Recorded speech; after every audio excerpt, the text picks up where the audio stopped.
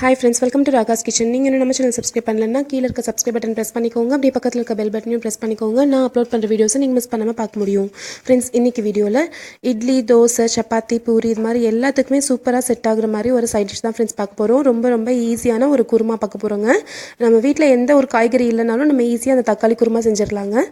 அதுக்கு வாணலியில் first 2 table spoon அளவுக்கு எண்ணெய் சேர்த்திக்கலாம். எண்ணெய் சூடாகட்டும். எண்ணெய் சூடானதும் 1/2 டேபிள் ஸ்பூன் அளவுக்கு கடுகு, கொஞ்சமாக கருவேப்பிலை,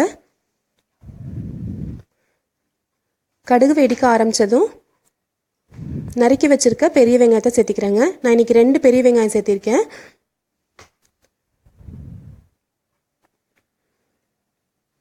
சாதாரணமாக சாம்பார், சட்னி இதெல்லாம் சாப்பிட்றத விட குருமா ஊற்றி சாப்பிட்றப்ப தோசையாக இருந்தாலும் சரி, இட்லியாக இருந்தாலும் சரிங்க, ரொம்ப டேஸ்ட்டாக இருக்கும். இது கூட நான் இப்போ உப்பு சேர்த்திக்கிறேங்க. நான் குருமாவுக்கு தேவையான அளவுக்கு உப்பு சேர்த்திடுறேன் இப்போவே.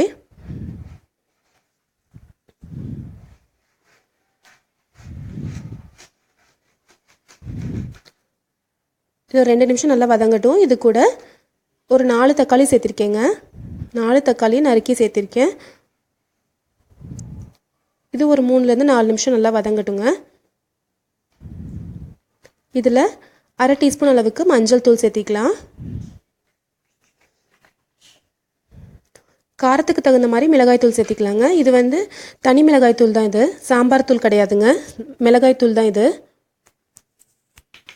நான் இன்றைக்கி ஒரு 1.25 டேபிள் ஸ்பூன் அளவுக்கு மிளகாய் தூள் சேர்த்திக்கிறேங்க. ஏன்னா இதில் நான் பச்சை மிளகாவோ இல்லை வரமிளகாயோ சேர்க்க கிடையாது. இது ஒன்று தான் காரத்துக்கு சேர்க்க போகிறேன்.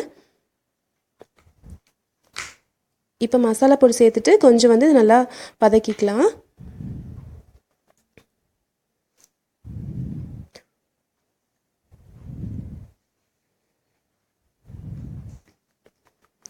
இப்போது வெங்காயம், தக்காளி எல்லாமே நல்லா வதங்கிருச்சு.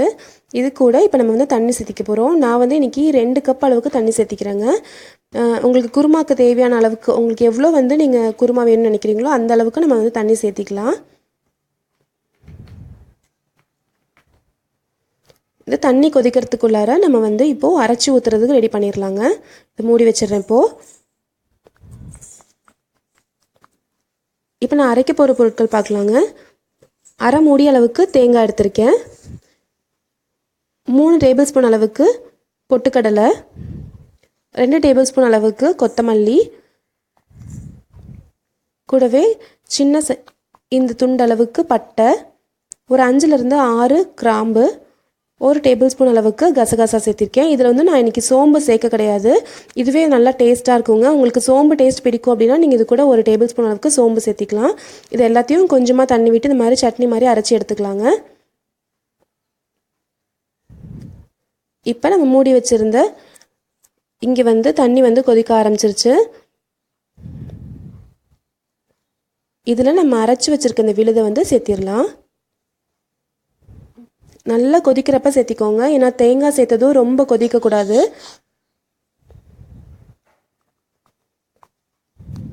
அரைச்சி விழுதும் சேர்த்தாச்சு. நல்லா கலந்து விட்டுக்கலாம்.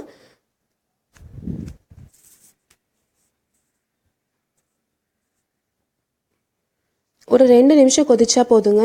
நம்மளுடைய சுவையான தக்காளி குருமா ரெடி ஆயிடுச்சுங்க. மேலே கொத்தமல்லி தழை தூவிக்கலாங்க.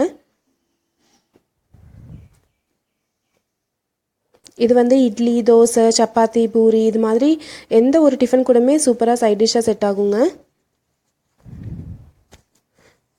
பரோட்டா கூட நம்ம காய்கறி இல்லை அப்படின்னா இந்த குருமா செஞ்சு சாப்பிட்டாலே போதுங்க, ரொம்ப டேஸ்ட்டாக இருக்கும். இப்போ நல்லா கொதிச்சிருச்சு. இப்போ நம்ம ஸ்டவ் ஆஃப் பண்ணிடலாம், இறக்கிடலாம். சுவையான தக்காளி குருமா ரெடி ஆயிடுச்சு ஃப்ரெண்ட்ஸ். கண்டிப்பாக அதை ட்ரை பண்ணி பாருங்கள். கண்டிப்பாக உங்களுக்கு பிடிச்சிருக்கும் ஃப்ரெண்ட்ஸ். ட்ரை பண்ணி பார்த்துட்டு எப்படி இருந்துச்சுன்னு சொல்லுங்கள். இந்த ரெசிபி உங்களுக்கு பிடிச்சிருந்துச்சுன்னா நம்ம சேனல் ராகாஸ் கிச்சனில் ஒரு லைக் கொடுங்க. ஃப்ரெண்ட்ஸ் கூட ஷேர் பண்ணிக்கோங்க. சப்ஸ்கிரைப் பண்ணி வச்சுக்கோங்க. தேங்க்யூ.